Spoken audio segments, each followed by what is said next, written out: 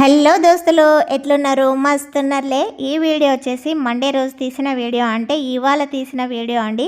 నాకు ఎప్పుడైనా వీడియోస్ ఒక రోజు బిఫోర్ ఎడిటింగ్ చేసి పెట్టుకుంటాను, కానీ ఇంకా వీడియోలు అయితే ఎక్స్ట్రా నా దగ్గర లేవు. ఈరోజు తీసి ఈరోజే ఎడిటింగ్ చేసి ఈరోజు అయితే పెట్టేశాను. ఇది మండే రోజు వీడియో, పిల్లల లంచ్ బాక్స్ వీడియో అండి. ఇంకా పిల్లల లంచ్ బాక్స్లోకి నేను పచ్చిమిర్చి పప్పు, అదేవిధంగా బెండకాయ ఫ్రై కూడా చేస్తున్నాను. బెండకాయ అంటే మా బాబుకి ఇష్టం, పప్పు అంటే మా పాపకి, ఇద్దరికి చెరొకటి అయితే చేస్తున్నాను. ఒకరికి ఇష్టం లేకపోయినా వాళ్ళ లంచ్ బాక్స్ ఇంటికి అయితే అలాగే వచ్చేస్తుంది తినకుండా, అందుకనే వాళ్ళకి నచ్చిన అయితే చేస్తాను. ఇంకా బ్రేక్ఫాస్ట్ వచ్చేసి దోశ చేస్తున్నానండి. దోశలోకి పూరీ కూర అయితే చేయాలి. బాబుకేమో పూరీ కూర దోశలోకి, పాపకేమో పల్లి చట్నీ ఉండాలి.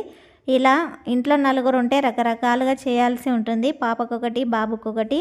ఇంకా పిల్లలకి ఏది ఇష్టమైతే మేము కూడా దాంతోనే అడ్జస్ట్ అయిపోతాము. పిల్లలు మాత్రం బాగా సతాయిస్తారు తిండి దగ్గర. పిల్లల కోసమని రైస్ కడిగి పెట్టాను. ఒక గ్లాస్లో హాఫ్ వరకు కడుగుతాను. హాఫ్ గ్లాస్ కడిగితే పిల్లలకి లంచ్ బాక్స్ అయితే సరిపోతుంది. మళ్ళీ తర్వాత మేము 12కి అలా వండుతానండి వేడివేడిగా మా కోసమని. ముందుగానే ఇంత తొందరగా వండితే చల్లగా అయిపోతుంది కాబట్టి మళ్ళీ వండుతాను.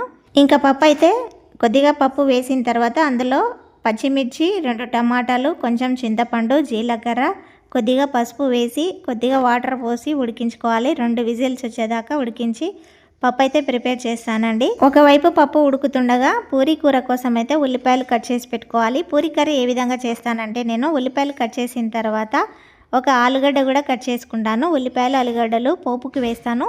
ఒక విజిల్ వచ్చేదాకా స్టవ్ మీద పెట్టి, ఒక విజిల్ తర్వాత ఆవిరిపోయినాక నేను ఇంకా అందులో కొద్దిగా సాల్ట్ వేసి, కొంచెం కరివేపాకు, కొత్తిమీర వేసి, అదేవిధంగా దోసపిండి ఉంటుంది కదా, ఆ దోసపిండి కొద్దిగా వేస్తానండి. యాక్చువల్గా అయితే పూరీ కర్రీ కోసము శనగపిండి వాడతారు కదా చాలామంది. ఇలా నేను దోసపిండి అయితే వేస్తాను. వేసి కొద్దిగా థిక్గా వచ్చేదాకా ఉడికిస్తానండి. మళ్ళీ ఫైనల్గా కొంచెం కొత్తిమీర వేస్తే అదే పూరీ కర్రీ అండి. మరి మీరు ఎలా చేస్తారో నాకు కామెంట్ చేయండి. పూరీ కర్రీ నిజానికి పిల్లలకి ఏవి చేస్తే అవి తినేటట్టుగా అలవాటు చేయాలండి, లేకపోతే చాలా ఇబ్బంది అవుతుంది. వాళ్ళకు నచ్చినవే చేయాలి, నచ్చినవే తినాలంటే చాలా కష్టం. మన పిల్లల బాడీకి కూడా అందాల్సిన పోషకాలు కూడా సరిగా అందవు.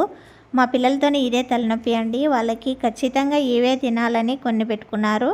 2-3 ఐటమ్స్ మాత్రమే తింటారు, మిగతావి ఏవి చేసినా వద్దు వద్దు అంటారు. చాలా తలనొప్పి. ఇంకా మనం ఎక్కడికైనా బయటికి వెళ్తే, టూర్స్ లాంటివి అలా వెళ్ళినప్పుడు అక్కడ మనకి నచ్చినవే, మనం తిన్నవే అక్కడ దొరకవు కదా. ఏవి దొరికితే అక్కడ అవి తినాల్సి ఉంటుంది. కానీ పిల్లలు అలా తినరండి. అలా తినక చాలా ఇబ్బంది పడాల్సి వస్తుంది. కాబట్టి దయచేసి మీరందరూ పిల్లలకి ఏవి చేస్తే అవి తినేలా అలవాటు చేయండి. అన్ని రకాల ఫ్రూట్స్, అన్ని రకాల ఫుడ్ ఐటమ్స్ అయితే అలవాటు చేయండి. అప్పుడే మనకి ఎలాంటి ఇబ్బంది ఉండదండి. అన్నీ తినేస్తారు కాబట్టి మనకి ఇబ్బంది ఉండదు, వాళ్ళకు కూడా ఇబ్బంది ఉండదు.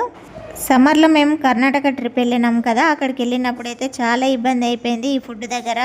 యాక్చువల్గా అక్కడ ఫుడ్డే సరిగా ఉండదు, అంటే ఇంకా ఈ పిల్లలకి కావాల్సిన ఐటమ్స్ దొరకాలంటే కష్టం అనిపించింది. అందుకే పిల్లలు చాలా ఇబ్బంది పడ్డారు, నీరసం కూడా అయ్యారు సరిగా తినక.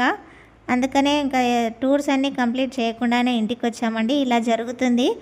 అప్పుడు అనిపించింది నాకు, పిల్లలకి అన్ని రకాల ఐటమ్స్ అలవాటు చేయాలి, వాళ్ళని అడిగి వాళ్ళకి నచ్చినవి చేస్తే ఇంక ఇట్లానే ఉంటుందని నాకు అప్పుడు అనిపించింది. కాబట్టి మెల్లమెల్లగా ఇప్పుడే అలవాటు చేయడానికైతే ట్రై చేస్తున్నాను. కానీ నేను అనుకున్నాను, కానీ ఇలా అలవాటు చేయడం ఒక గగనంగానే అనిపిస్తుంది. పిల్లలు అస్సలు ససేమిరా తినట్లేదు.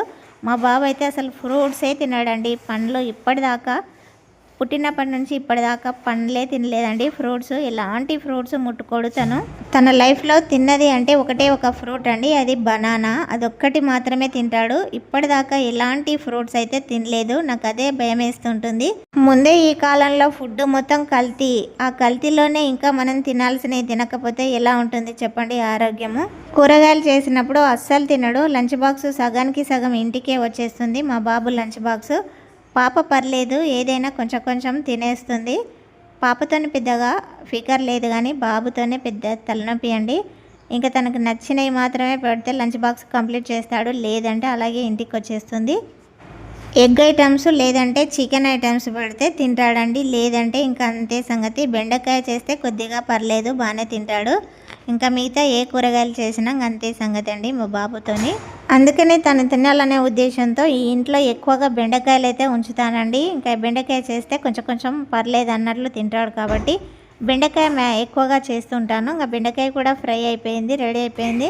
1 నిమిషం స్టవ్ మీద పెడితే బెండకాయ కూడా రెడీ అయిపోయింది. ఈలోపు నేను బీట్రూట్ జ్యూస్ అయితే చేసుకుంటున్నానండి. తెలుసు కదా నాకు బీట్రూట్ జ్యూస్ ఇష్టం ఉండదని, అయినా కూడా తాగట్లేదా. అలాగే మా పిల్లలు కూడా ఇష్టం లేకపోయినా కూరగాయలు తింటే బాగుంటుంది, కానీ చిన్నపిల్లలు కదా అండి, వాళ్ళకి ఏం కావాలంటే అదే తినాలని అనుకుంటారు. వాళ్ళ మైండ్ సెట్ అట్లా ఉంటుంది ఈ టైంలో. కాబట్టి ఇంకా ఏం చేయలేము మనము.